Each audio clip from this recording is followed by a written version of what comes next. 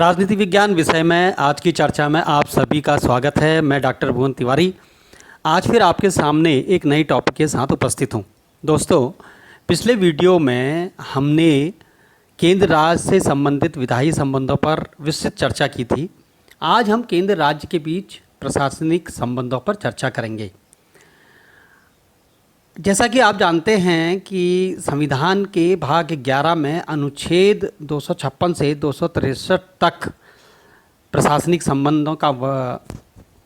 संबंधों को वर्णित किया गया है। तो चलिए हम आज शुरू करते हैं कि केंद्र राज्य के बीच प्रशासनिक संबंध क्या है। विधायी संबंध में केंद्र तथा राज्य के बीच शक्तियों का बंटवारा जिस तरीके से किया है, उसी तरीके से प्रशासनिक क्षेत्र में भी केंद्र और राज्यों के बीच शक्तियों का बंटवारा किया गया है, जिससे कि केंद्र और राज्यों के बीच विवाद की स्थिति न आए। परंतु प्रशासनिक क्षेत्र में भी संघ की स्थिति को अधिक शक्तिशाली बनाया गया है। कई बार यह भी कहा जाता है कि राज्य केंद्र के अभिकर्ता के रूप में काम करते हैं। राज्य एक अभिकर्ता के रूप में केंद्र पर निर्भर रहते हैं, क्योंकि केंद्र सरकार राज्य को निर्देश देने, उनका निरीक्षण करने तथा उन पर नियंत्रण करने की असीम शक्तियाँ रखता है। केंद्र और राज्यों के बीच कुछ मामलों को छोड़कर विधायी और कार्यकारी शक्तियों का बंटवारा किया गया है। संविधान में प्रशासनिक संबंधों को संविधान के उपबंध भाग 11 अनुच्छेद 256 से 263 तक वर्णित किया गया है। संविधान में स्पष्ट किया गया है कि जिस विषय पर केंद्र से यहाँ आशय है संसद, जिस विषय पर केंद्र द्वारा कानून बनाया जाएगा उस पर केंद्रीय कार्यपालिका का पूर्ण नियंत्रण होगा। जिस प्रकार जो कानून और इसी प्रकार जो कानून राज्यों द्वारा बनाए जाएंगे उन पर राज्यों की कार्यपालिका का नियंत्रण होगा। समवर्ती सूची के विषय के संबंध में कार्यपालिकीय अधिकार साधारणतः राज्यों में निहित होंगे। संघ और राज्यों के बीच प्रशासनिक संबंधों को दो भागों में बांटकर हम विस्तृत चर्चा कर सकते हैं। पहला भाग हम इसको किस तरह से बांट सकते हैं? पहला भाग में हम इसको रख सकते हैं कि केंद्र द्वारा राज्यों के बीच नियंत्रण संबंधी उपबंध, और दूसरे में रख सकते हैं राज्यों के बीच सहयोग एवं परस्पर समन्वय करने वाले संबंध।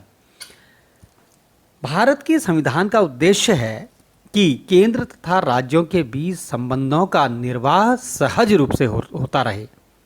इसके लिए संविधान यह उपबंध करता है कि राज्य सरकार की कार्यपालिका शक्ति का प्रयोग इस प्रकार हो कि संसद द्वारा बनाई गई विधियों का पालन सुनिश्चित हो सके। केंद्र द्वारा राज्यों के बीच नियंत्रण संबंधी जो उपबंध हैं उन पर अगर हम अपना ध्यान दौड़ाएं या उन पर हम चर्चा करें तो हम देखते हैं कि केंद्र द्वारा राज्य को निर्देश देने, उनका निरीक्षण करने, उन पर नियंत्रण करने की शक्ति है।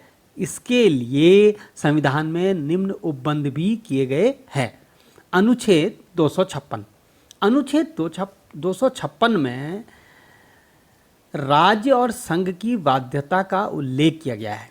अनुच्छेद 256 के अनुसार प्रत्येक राज्य की कार्यपालिका शक्ति का इस प्रकार प्रयोग किया जाएगा जिससे संसद द्वारा बनाई गई विधियों का और ऐसी विद्यमान विधियों का जो उस राज्य में लागू हैं का अनुपालन सुनिश्चित रहे। इसके लिए संघ की कार्यपालिका राज्यों को निर्देश देने के लिए सक्षम है। अनुच्छेद 257 क्या कहता है? अनुच्छेद 257 कहता है कि राज्य पर संघ के नियंत्रण को दर्शाता है।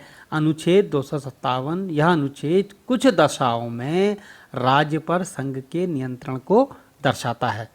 कैसे कैसे दर्शाता? नंबर 1, प्रत्येक राज्य की कार्यपालिका शक्ति का प्रयोग इस प्रकार से किया जाएगा कि वह केंद्र की कार्यपालिका शक्ति के प्रयोग में कोई बाधा उत्पन्न ना करे या केंद्र की कार्यपालिका पर कोई प्रतिकूल प्रभाव न पड़े। केंद्र को इस प्रयोजन हेतु राज्यों को आवश्यक निर्देश देने का अधिकार प्राप्त होगा। दूसरा क्या है? दूसरे में कहा गया है और दूसरे बिंदु का अगर हम देखें कि संघ की कार्यपालिका शक्ति का विस्तार राज्य को ऐसे संचार साधनों के निर्माण और उन्हें बनाए रखने के बारे में निर्देश देने तक होगा जिनका राष्ट्रीय और सैनिक महत्व का होना उस निर्देश में घोषित किया गया है। तीसरा, संघ की कार्यपालिका शक्ति का विस्तार किसी राज्य में रेल के संरक्षण के लिए किए जाने वाले उपायों के बारे में उस राज्य को निर्देश देने तक भी होगा। ये तमाम जो 3 इसके बिंदु हैं, ये अनुच्छेद 257 के द्वारा राज्य पर संघ के नियंत्रण को दर्शाते हैं। अनुच्छेद 258 द्वारा संघ को यह शक्ति दी गई है कि वह राज्यों को कुछ दशाओं में शक्ति प्रदान कर सकता है।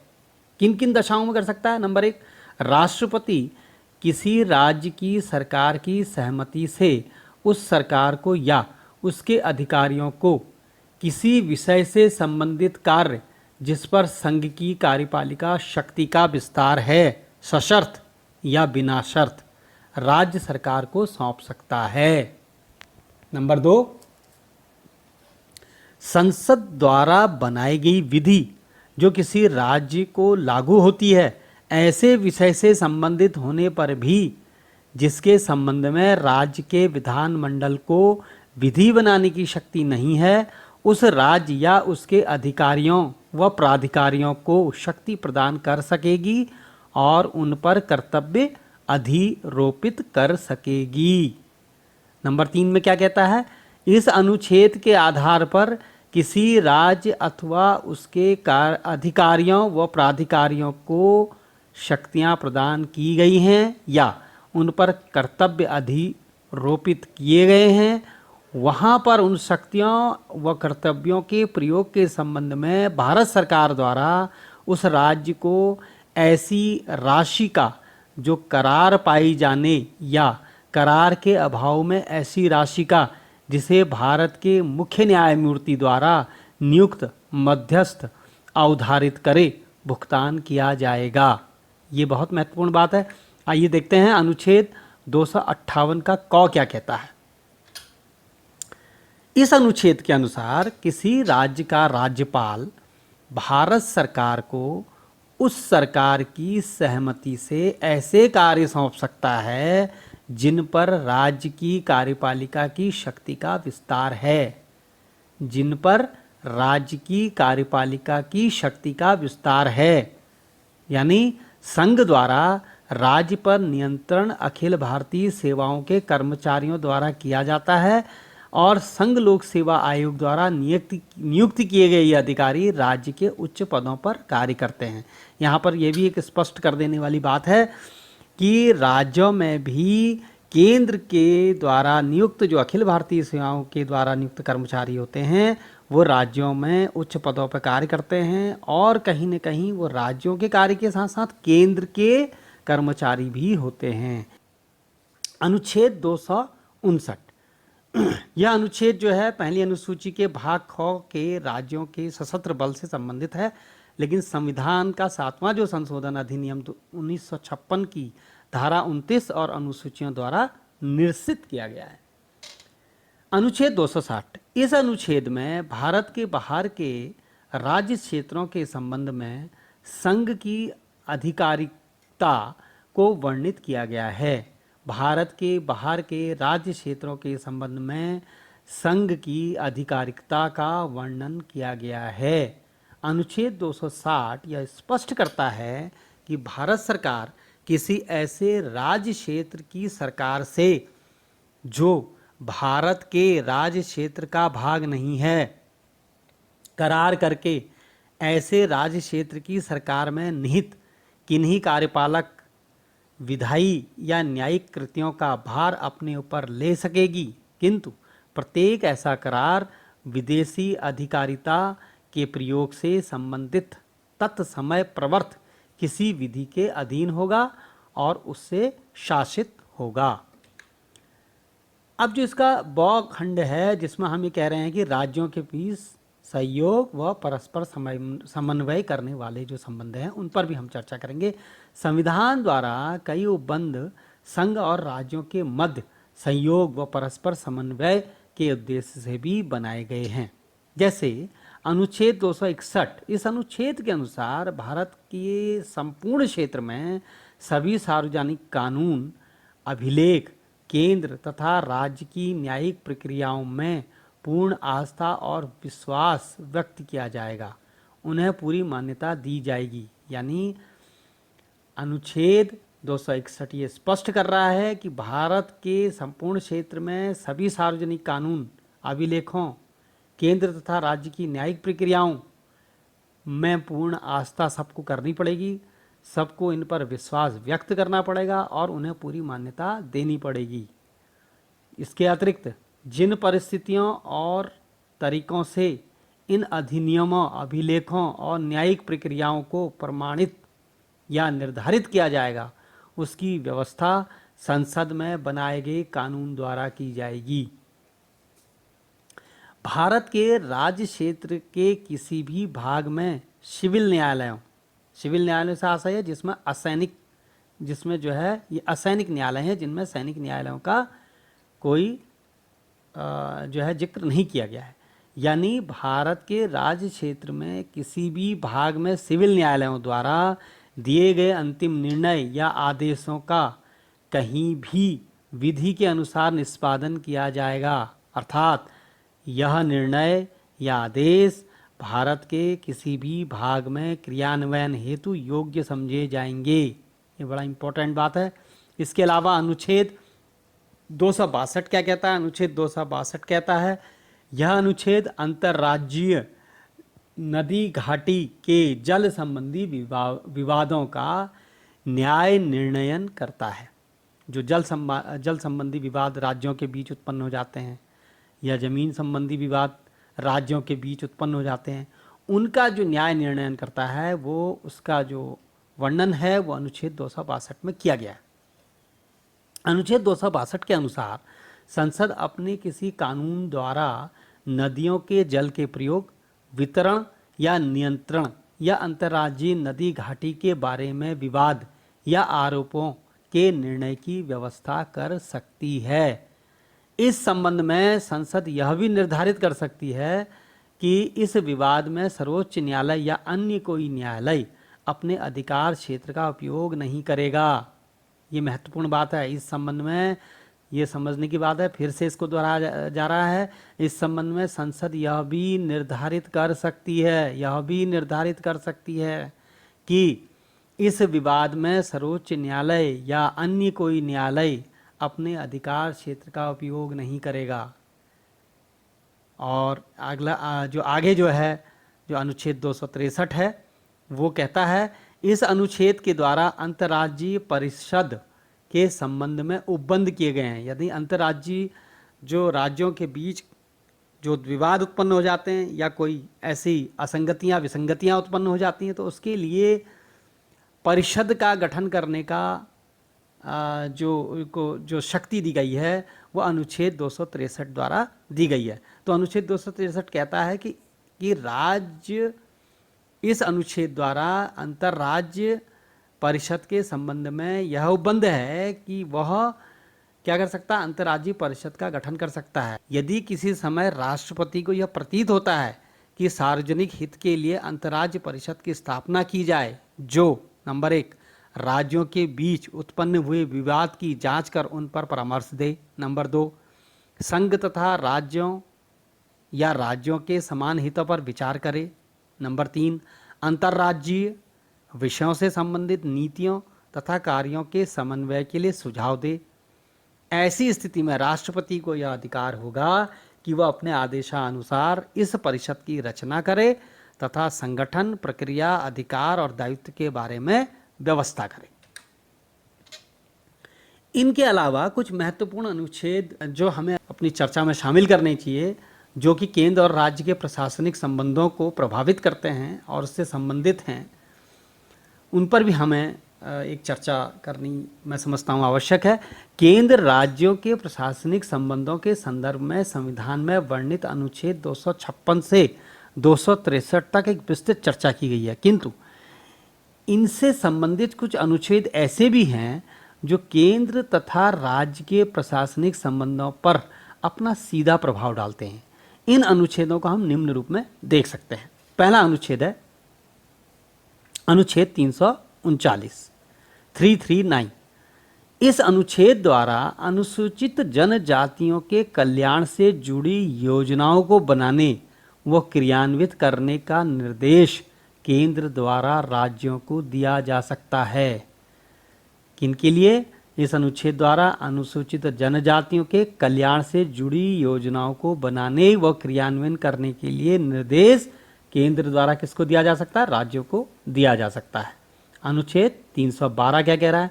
अनुच्छेद 312 संसद को राज्यसभा में के प्रस्ताव के आधार पर नई अखिल भारतीय सेवाओं का अधिकार प्रदान करता है। यानी जो नई अखिल भारतीय सेवाएं हैं, जो इंडियन सर्विसेज हैं, उनको अगर नई अखिल भारतीय सेवाएं रखनी है या उन पर नियुक्ति करनी है, अखिल भारतीय सेवाएं का सृजन करना है, उसके लिए अनुच्छेद 312 यह प्रावधान करता है कि वह संसद को राज्यसभा में के प्रस्ताव के आधार पर अखिल भारतीय सेवाओं का अधिकार दे रहा है।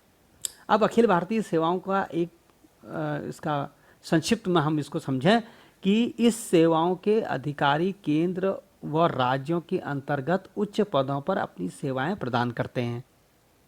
इनकी नियुक्ति व प्रशिक्षण केंद्र द्वारा किया जाता है।